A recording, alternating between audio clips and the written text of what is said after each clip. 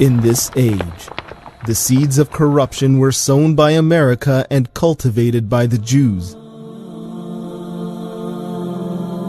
Heading a capitalist financial system of enslavement, underpinned by a piece of paper called the Federal Reserve dollar note, which they alone printed and imposed on the rest of the world. After all their injustice and transgression, they foolishly expected to be left alone, their evil remaining unchecked. They would be blinded by their kufr, all but for a while, oblivious to the dawning of a new age.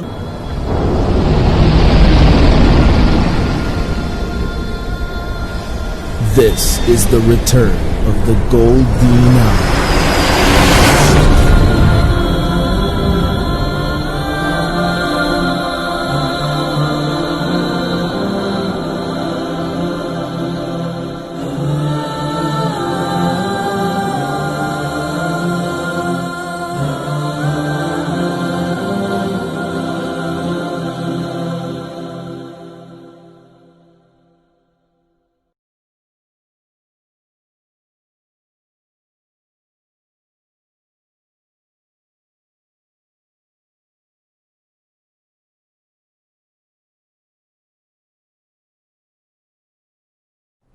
وإلى مدين أخاهم شعيبا قال يا قوم اعبدوا الله ما لكم من إله غيره قد جاءتكم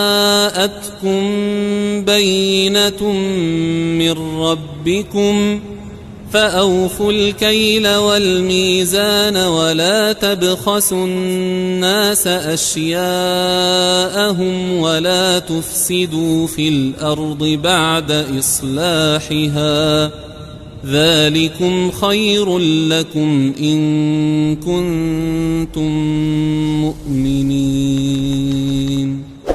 Here in Madian, the people of Shu'aib alayhi salam earned the wrath of Allah by depriving the people of their due. And as history repeated itself, one of the great forms of corruption that the earth came to witness was the dark rise of banknotes, born out of the satanic conception of banks, which mutated into a fraudulent and riba-based financial system of enslavement orchestrated by the Federal Reserve in America, a private corporation and system that would, through the use of deceit and force, deprive people of their due by imposing on them the usage of the piece of paper that came to be known as the dollar bill. It is the Federal Reserve banknote that they alone print and that would go on to replace gold and silver, which Allah created as the standard mediums of exchange for the purchase of goods and services. But just as Allah set the earth in order, He made it His sunnah to destroy those who corrupted.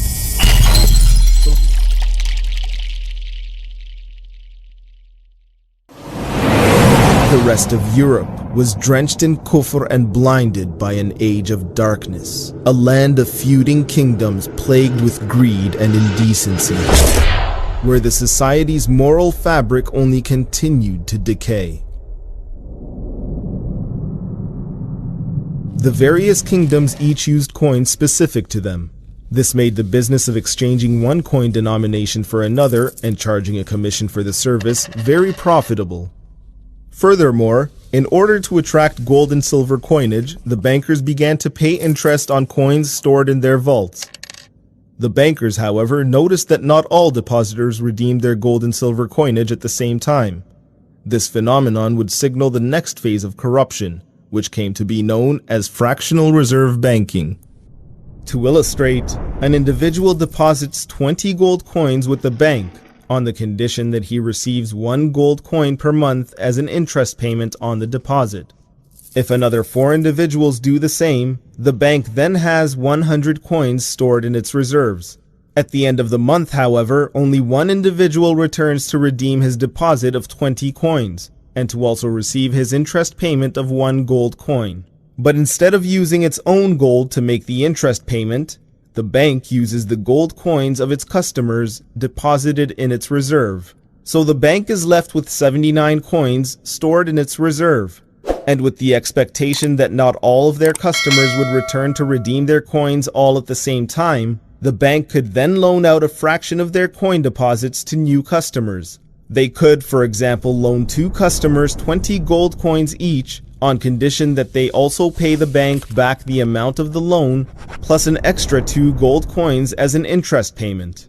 So now, not only were the banks accruing wealth from wealth through interest, they were now increasing their wealth with wealth that they didn't even own, because it was their customers' gold they were lending out and not their own. These practices in fact gave rise to the creation of what is in circulation today, banknotes. Initially, when the people placed their gold or silver coins in these banks to accrue interest, the depositor would receive a receipt or a promissory note, entitling the bearer to the amount of gold and silver coins written on the note. The note merely represented a promise to pay the bearer in coin the sum of the note on demand. The true wealth lay in the gold and silver coins and not in the note itself. The business of banking became so profitable that multinational branches were formed, vying to do business with merchants, from the merchants of Venice to the merchants of London. Here in London, the first Reserve Bank was established and named the Bank of England. But it was backed by the force of the English government, which institutionalized and enforced the usage of paper banknotes. Using the Reserve Bank of England as their model, the bankers further developed and proliferated this tyrannical system throughout Europe. And after much initial opposition, in 1332 Hijri, 1913 Common Era, the model was replicated in America with the establishment of the Federal Reserve. And like its counterpart, the Bank of England, the Federal Reserve was also a private corporation and exclusive banker to the government that was granted the power to print Federal Reserve notes, redeemable for gold coins upon demand. So the gold standard, that is, tying the note to real gold, is what gave these fraudulent notes some legitimacy. Less than a year after the Federal Reserve was established, the various nations would witness the First World War. Britain invaded Iraq with the help of her old proxies, the Rafida. The spoils of war came in the form of Muslim lands and the oil that lay beneath them. Finding inspiration in the Sykes-Picot Agreement, the Crusaders carved the Muslim lands into nation-states, and the Jews were allocated their own state, a state founded with the massacre of countless Muslims and protected by the newly installed Arab puppet Tawaghit. America remained out of the fight until the end of the war. It chose instead to build its economy by manufacturing munitions and shipping them out along with other exports across the Atlantic to Europe. American workers were paid with a piece of paper, Federal Reserve notes, and payments from Europe into America were made with the true measure of wealth, gold. And to continue funding their wars, the Tawaghit of Europe abandoned the gold standard. That is, they broke their promise to back these notes with gold. As the notes no longer had any gold backing, the governments just kept printing more and more. In Germany, the sheer volume of banknotes increased by a staggering amount. When countries simply print notes irrespective of the demand for goods and services, prices simply rise. In Germany, bread that cost 100 marks at the beginning of the war rose to 2 billion marks by the end of the war. So the people of Germany not only lost their gold to the Tawaghit, they also lost their savings, because the mark just became another meaningless piece of paper. Soon after World War I, America also abandoned the gold standard on a domestic level, confiscating the American people's real wealth through an executive decree and ordering the American people to hand in all their gold. The Federal Reserve then printed new dollar bills and removed the words redeemable in gold. Now, on a domestic level, a Federal Reserve note was only redeemable for another Federal Reserve note. With gold out of the equation, banknotes now became the preeminent measure of all goods and services.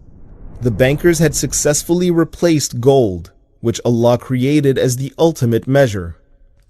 Gold, real wealth that was toiled for and extracted from the earth's crust and sifted before being melted and converted into coinage, replaced by a piece of paper imposed on the people and printed at the discretion of the Tawaghit throughout the world.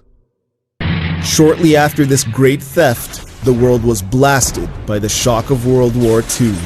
The warring nations yet again exhausted their gold supplies through war.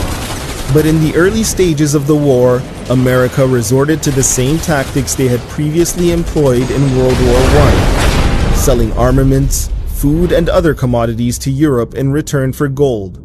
With the great influx of gold from the two world wars, coupled with the gold confiscation, America now held a high proportion of the world's gold.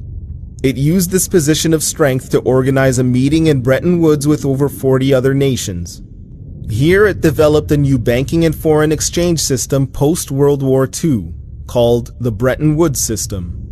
Under this new system, the Federal Reserve note would remain on an international level, redeemable for gold at a fixed rate of $35 an ounce, and the rest of the nations would link their notes to the Federal Reserve note.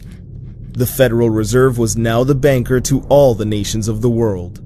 Countries therefore now had to accumulate dollars in their reserves in order to engage in international trade. And how did they acquire these dollars? They had to give America either their exports or their gold. In return, all the Federal Reserve had to do was print pieces of paper worth next to nothing. Filled with arrogance and brimming with worthless dollar notes, America now attempted to implement this capitalist system worldwide, beginning with the communist Mushrik nation of Vietnam. But America's war with Vietnam exposed their fraud to the world. To continue funding the Vietnam War, the Federal Reserve printed and lent out more notes to the American government than it could ever redeem for gold. Nations worldwide began taking note of this fraud, and in the years leading to the end of the Vietnam War, they began exercising their redemption rights to gold, which resulted with the commencement of the flow of gold out of America. To protect their remaining gold reserves, the Federal Reserve counteracted with another conceded presidential decree, this time delivered by President Nixon, who annulled the Bretton Woods system by canceling all redemption rights to gold. I have directed Secretary Connally to suspend temporarily the convertibility of the dollar into gold or other reserve assets, except in amounts and conditions determined to be in the interest of monetary stability and in the best interest of the United States. This meant that the Federal Reserve note for the first time was no longer backed by gold on an international level. It was now just another worthless piece of paper. And because the dollar was no longer redeemable for gold, the Jewish former chairman of the Federal Reserve arrogantly proclaimed, "The United States can pay any debt it has because we can always print money to do that. So there is zero probability of default." In fact, following the Nixon decree, the amount of base dollars in circulation generated by the Federal Reserve rose from a little over $200 billion to over $2.5 trillion. And through the process of fractional reserve banking, this time under the Federal Reserve System, banks are also allowed to create new digital dollars called bank credit against loan contracts such as mortgages. In fact, this is how most of the dollars in circulation are generated, as the graph reveals. Now, at the peak of the satanic system stands the application of the most insidious instrument, interest. To borrow dollars from the Federal Reserve, the American government first issues a bond, which is simply a loan contract to borrow a set amount of dollars and pay them back with interest.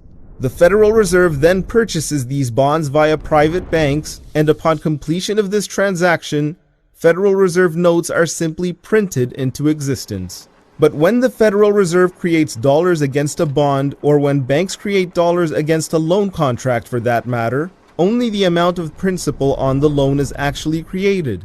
But the loan has to be paid back with interest. So a question arises. If the banks are creating these dollars through loans, then where do the dollars to pay back the interest come from? The answer is they don't exist. For under this fraudulent system, the debt's total amount, the principal plus interest, will always be greater than the amount of the principal on the loan. Therefore, extra dollars have to continually be borrowed into existence in order to pay for the oppressive interest payments on the loan, as financial analyst Mike Maloney illustrates. When your currency supply is all owed back plus interest, and the currency to pay the interest does not exist yet, it means that you always have to go deeper in debt. And so if the public doesn't always borrow more to cover the principal plus the interest that's owed on the currency supply, then the whole thing goes into a deflationary collapse. This also means that inflation is an inherent and perpetual part of this evil system, as new dollars are always required to be pumped into it. Therefore, prices will always rise. The dollar has, in fact, lost almost all of its value since the Federal Reserve came into existence. To put this into perspective, a loaf of bread that cost 6 cents at the time of the Federal Reserve's inception today costs over $1.50. That's a price increase of over 2,200%. As Ron Paul points out, this is plain theft because it robs the people of their savings. There's a dollar crisis out there, and people's money is being stolen. People who have saved, they're being robbed. I mean, if you have a devaluation of the dollar at 10%, people have been robbed of 10%. Now, with so many dollars being generated, a couple of important questions arise. Why isn't America feeling the effects of inflation more sharply than it is? And why does there continue to remain a demand for these fraudulent notes? The answers lie in linking the dollar to a commodity that no nation could effectively function without. Referred to by Americans as black gold, this commodity is oil.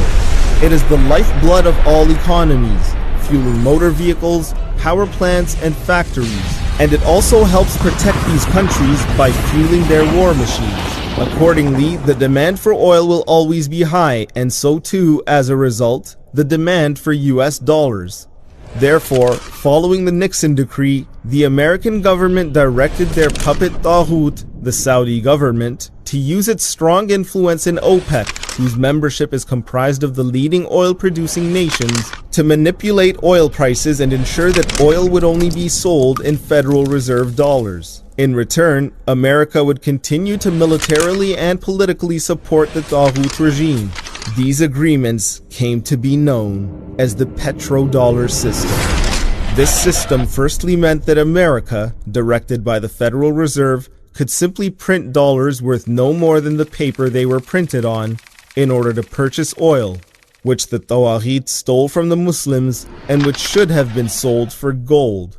Secondly, as nations now required US dollars to purchase oil, America could also ship its inflation overseas. As financial commentator Edward Griffin highlights, a good chunk of the money that the Fed created has been shipped overseas.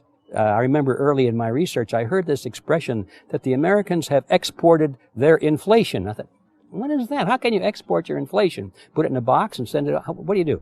Well, now I understand. You export your inflation by simply sending all these dollars that you created to these other countries, and then they send you their refrigerators and their cars and whatever, their TV sets. So you get hardware, and they get little pieces of paper. It's a great deal for the American people. And even if countries weren't swapping exports for dollars, they still nonetheless had to hold Federal Reserve dollars in order to purchase oil and trade internationally, which meant these dollars remained outside America. Thirdly, the petrodollar system aided America in getting away with continually spending more than it could earn. To illustrate, America's revenue last year was $3 trillion. Its expenses, however, were $3.5 trillion, a difference of $500 billion. So to pay for this huge difference, America issues bonds to borrow the extra dollars it needs. This is called deficit spending. So how does America continue to get away with this deficit spending while also maintaining an enormous trade deficit? Again, the answer lies in the petrodollar system. The petrodollar system created a high demand for US dollars, which in turn made US bonds very marketable. To illustrate the implications of this benefit, China sends their exports to America in return for US dollars, which then pile up in China's dollar reserves. But instead of letting these dollars simply sit there, China uses a large proportion of them to purchase US bonds, which pay interest. So the dollars return back to America, and America then reuses them to purchase even more imports. So in the end, the dollars remain largely outside of America, and America can always spend more than it could ever earn, without sharply feeling the effects of inflation. The big irony is that under the petrodollar system, the Saudi and other Arab apostate governments who already owned the oil were nonetheless required to use a large part of their oil revenue to also purchase U.S. bonds which pay interest, thereby also allowing America to reuse these dollars to purchase more imports or further build its military capabilities. In fact, the amount of American bonds alone held by the nations of the world is staggering, with China owning the largest piece of the pie. But the petrodollar system that helps sustain America's bond market and allows the Tawagid to continue plundering the resources of the Muslims is also their Achilles heel. When struck, it will mark the death of this oppressive banknote and bring America, the symbol of injustice and tyranny, to her knees. For this system, born out of the tyranny of banks and established upon the foundation of interest, together with the nation that it funds, will be destroyed on the same usurious foundation upon which it was established. And this has already been decreed by Allah Azza wa Jal in His statement, يَمْحَقُ اللَّهُ الرِّبَا وَيُرْبِي الصَّدَقَاتِ وَاللَّهُ لَا يُحِبُّ كُلَّ كَفَّارٍ أَثِيمٍ. There are two key manifestations of America's financial vulnerability. Firstly, if dollars are not continuously pumped into the system to pay for the interest on bank loans, their entire fraudulent system will collapse on itself. Secondly, with the current upheaval of the geopolitical landscape, major nations, led by Russia and China, have already demonstrated their willingness and ability in the U.S. bond market by simply dumping U.S. bonds, as financial analyst Jim Rickards highlights. A lot of U.S. debt is owned by foreigners. Who owns it? China, Russia, other countries that are not necessarily our friends, but they can dump it when they want to. Well, guess what? That's actually what's been going on. Recently, foreign holdings of U.S. government debt have been plummeting. Here's Russia dumping treasuries month after month. That was a clear signal that they were getting ready to do something to engage in financial warfare against the United States. When nations begin dumping U.S. bonds, the real consequences of borrowing on interest will be felt, as Rickards continues. Foreigners are now dumping treasuries, and if no one buys it, guess what? Interest rates go up. That'll sink the stock market. That'll sink the housing market. Higher interest rates mean the debt gets higher, so interest rates go up some more, so you start a death spiral, and there's no way out of it. And when the petrodollar system is shattered and nations begin clearing U.S. dollars from their reserves, the value of the U.S. dollar will also fall, as financial analyst Griffin emphasizes. When the time comes, as it looks like it's now coming, when the rest of the world is saying, we don't want to play this game anymore, those dollars start to come back to America. People, we don't want them anymore. What do we do with them? Once this revs up and we've got this little trickle of money coming back that we previously exported, once it becomes a flood and it starts to rush back, now we are getting our former exported inflation brought back to us, and then we'll see the quantity of money inside the United States grow much more rapidly even than the Federal Reserve can create it, because we're getting a previous money back. And that's when we will really see the tanking of the U.S. dollar in terms of what it will buy. But at the same time, the other Taghut nations cannot move too quickly, as they also benefit from this system by printing their own fraudulent notes. So they play a waiting game, holding out for the geopolitical or economic trigger that will bring about the ultimate collapse of the dollar, while taking measures to protect themselves by returning to and stockpiling the world's only true measure of wealth and the ultimate medium of exchange, gold, as the following graphs illustrate.